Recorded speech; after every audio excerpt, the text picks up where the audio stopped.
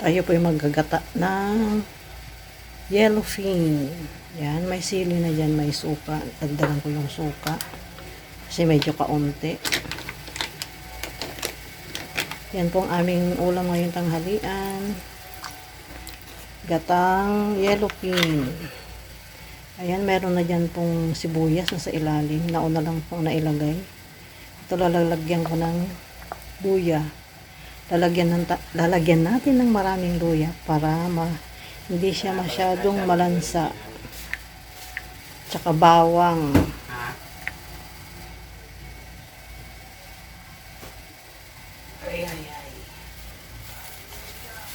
Tapos paminta. Maglalagay din ako ng powder ng paminta. Yan.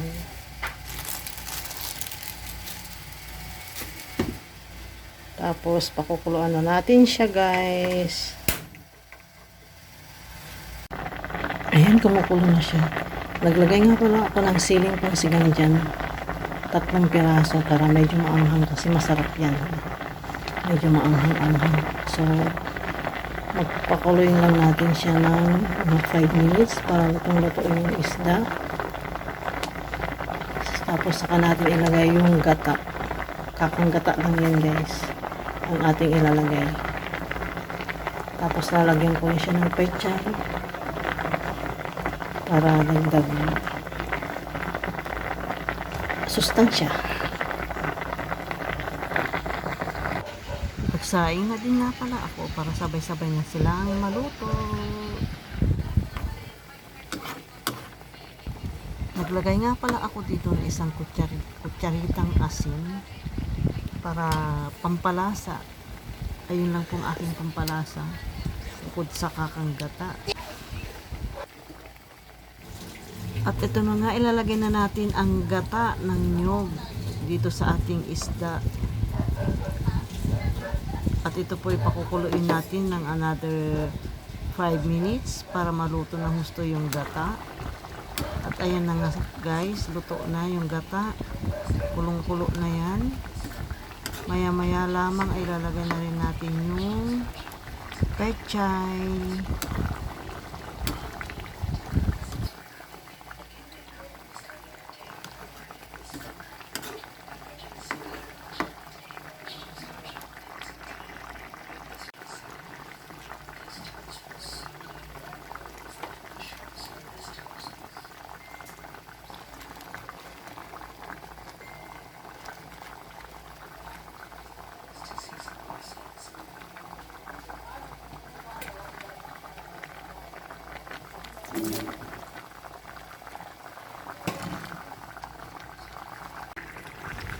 At ito na siya, guys.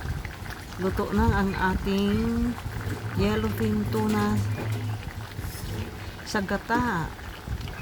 Napakasarap po ito, guys. Mapapa-only rice na naman ako. Yes, ang sarap niyan, guys. Maraming salamat sa panonood.